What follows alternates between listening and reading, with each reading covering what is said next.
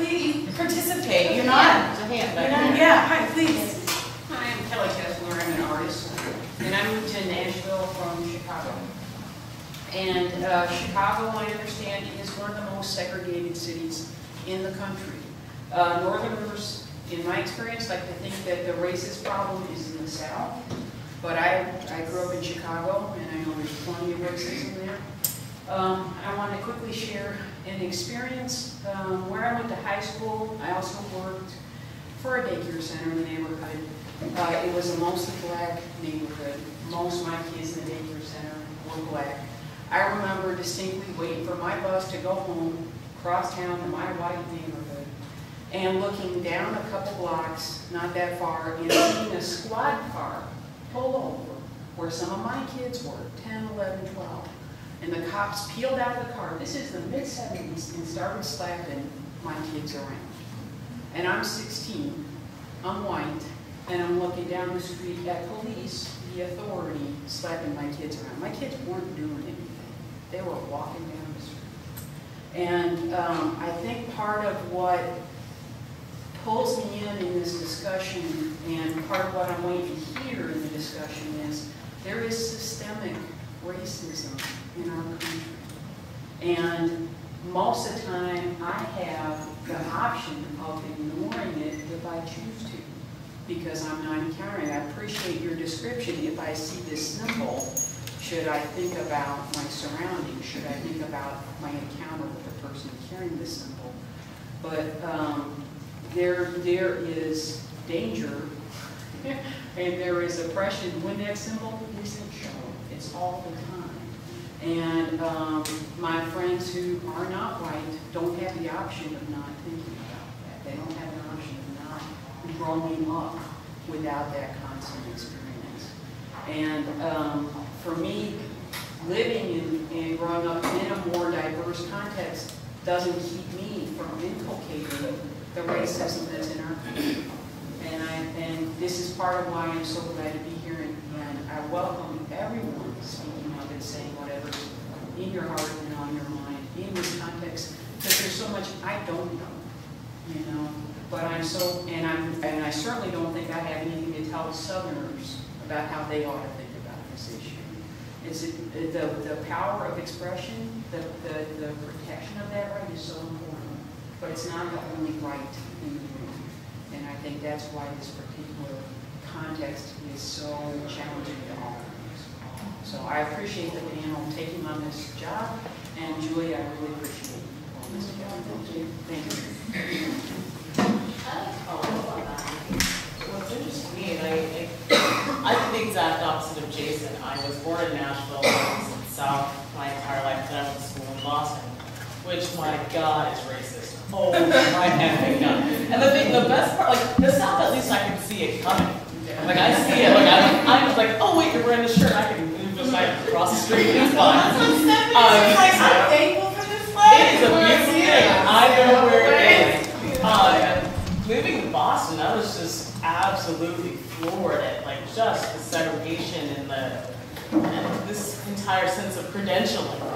Like, I would be allowed to, like, if I wore my Wellesley t-shirt walking into the mall, I'm allowed to walk in there. And if I did not wear my Wellesley t-shirt, they would have, like, someone would shadow me the entire time. And I think it is very interesting that we take this moment for the entire country to say, oh, how racist is the South, when it is so pervasive everywhere. Yeah, I just wanted to say that I don't perceive it as an attack on the Confederate flag. I see it, I mean, there was a statue of Christopher Columbus that was, some red paint was poured over it, and Black Lives Matter was written on it. That happened in Boston. And I think it's not about the South, it's about America's unwillingness to come to terms with its genocidal history. And it's all different, against different, you know. So yeah, I guess I don't see it as like, and I don't see the shooting of the 9 people as, I mean, this is a movement that started maybe, I don't know how far, well, you can trace it back wherever, but like Trayvon Martin and the Black Lives Matter movement, and it's been growing, and I think that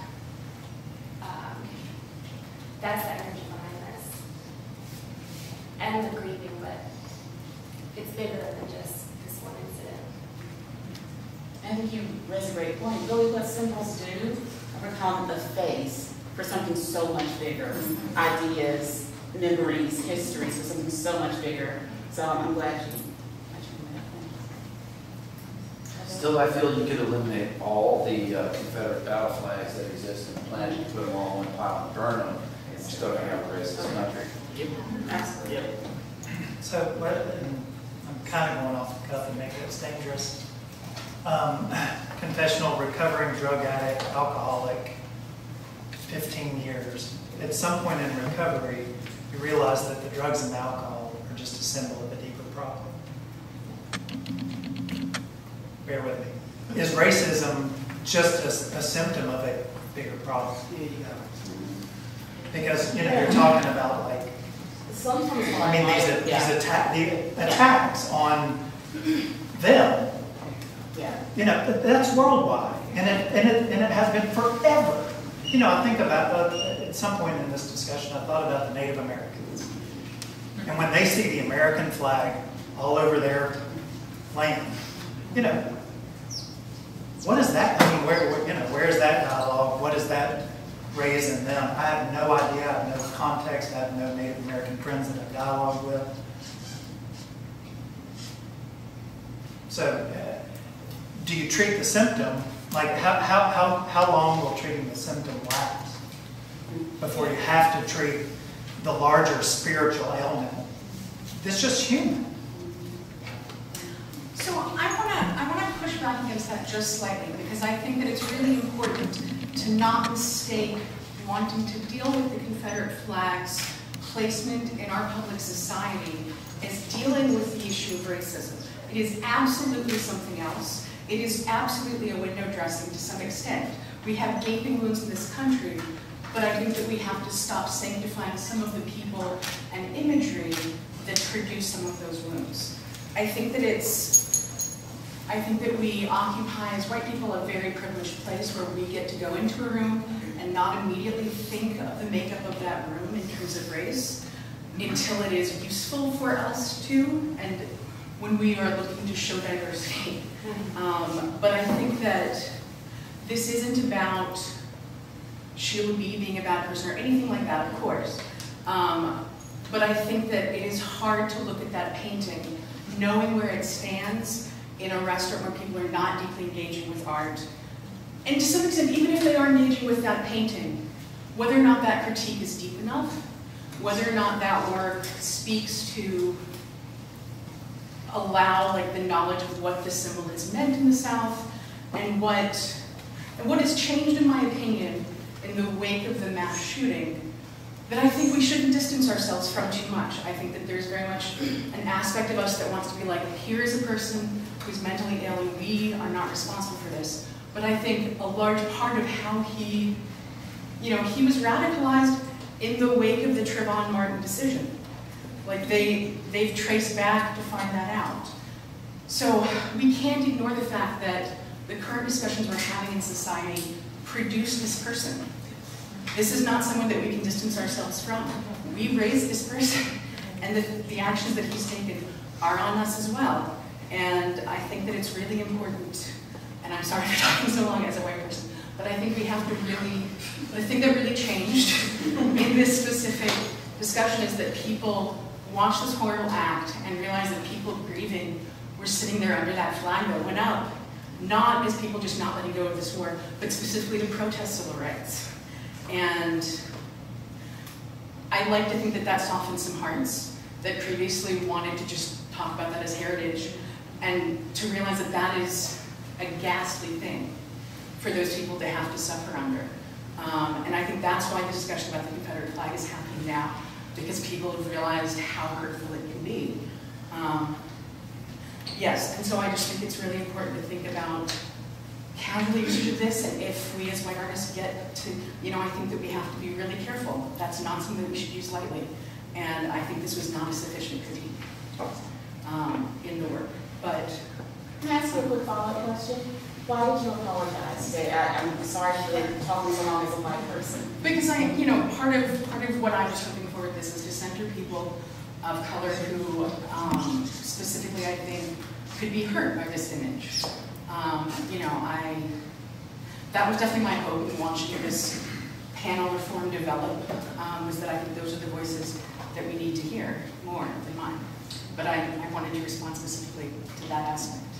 I'm glad you did. And bringing up the question of permission, and who is allowed to use certain imagery or not, who needs to be doing the teaching versus the listening. Is it a simple dichotomy of this group but not this group? I think those are really important questions to ask. And open questions. Right. Absolutely.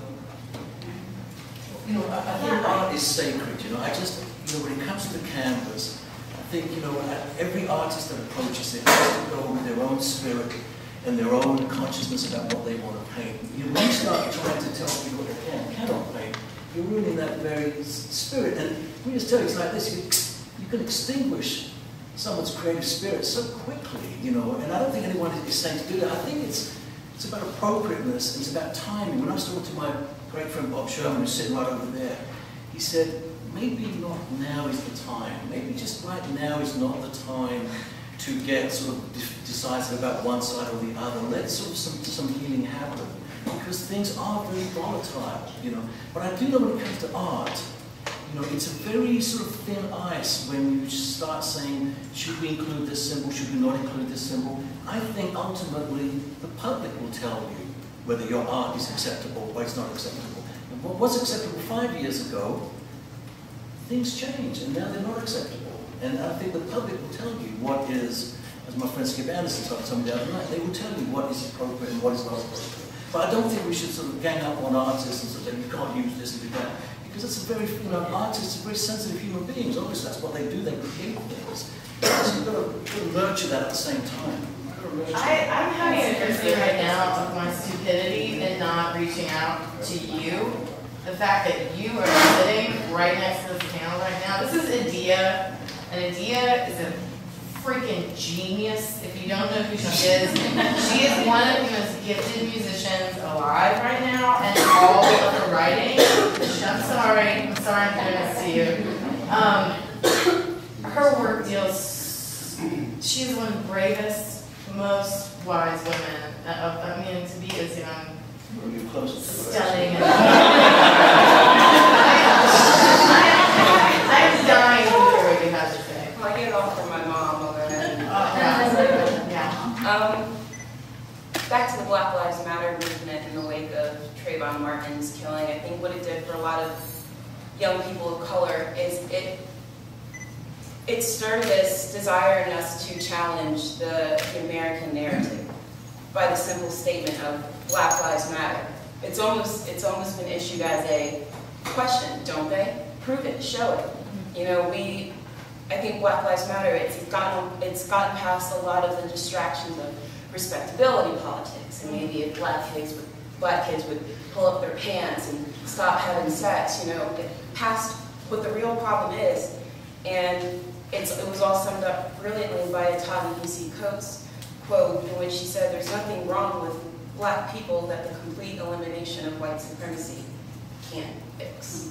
So I think what's happening now is that our nation is seeing that we thought that we were rounding third base and heading home, and we're still striking out on the issue of race. We're still stumped. We're still stuck.